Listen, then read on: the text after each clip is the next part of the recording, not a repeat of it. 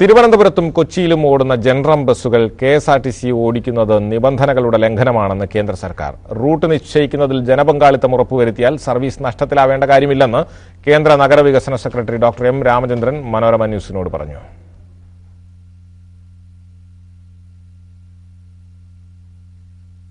കേന്ദ്ര സർക്കാരിന്റെ ഉത്തേജക പാക്കേജിലാണ് ജനറം ബസ്സുകൾ ഉൾപ്പെടുത്തിയത്. 15,000 ബസ്സുകളിൽ 5,000 ബസ്സുകൾ മാത്രമേ ഇതുവരെ നിരത്തിലിറക്കാനായിട്ടുള്ളൂ. കേരളത്തിൽ തിരുവനന്തപുരത്തിന് 150ഉം കൊച്ചിക്ക് 200ഉം ബസ്സുകൾ അനുവദിച്ചിട്ടുണ്ട്. ആകെ 15 ബസ് മാത്രമേ ഓടിത്തുടങ്ങിയിട്ടുള്ളൂ.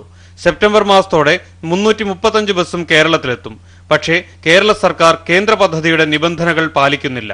സ്റ്റേറ്റ് ട്രാൻസ്പോർട്ട് കോർപ്പറേഷൻ ഒരു സ്റ്റേറ്റ് ലെവൽ എൻറ്റിറ്റി ആണല്ലോ, അതൊരു ഗവൺമെന്റ് കോർപ്പറേഷനാണ്.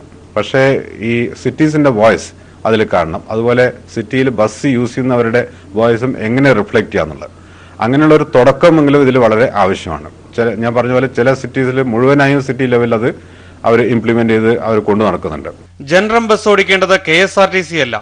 റൂട്ട് നിശ്ചയിക്കുന്നതിലും സർവീസിന്റെ കാര്യക്ഷമത ഉറപ്പുവരുത്തുന്നതിലും ജനപങ്കാളിത്തം നിർബന്ധമാക്കുന്ന തരത്തിൽ മുനിസിപ്പൽ കോർപ്പറേഷനും സംസ്ഥാന സർക്കാരും വികസന ഏജൻസിയും ചേർന്ന സ്പെഷ്യൽ പർപ്പസ് വെഹിക്കിൾ അഥവാ പ്രത്യേക കമ്പനി രൂപീകരിക്കണം.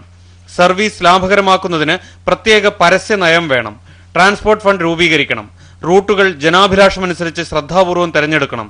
ഇതെല്ലാം ഉണ്ടായാൽ ജനറം ബസ്സുകൾ ലാഭകരമല്ലെന്ന വാദം നിലനിൽക്കില്ലെന്നും കേന്ദ്ര നഗരവികസന സെക്രട്ടറി വിശദീകരിച്ചു. SR സഞ്ജീവ്,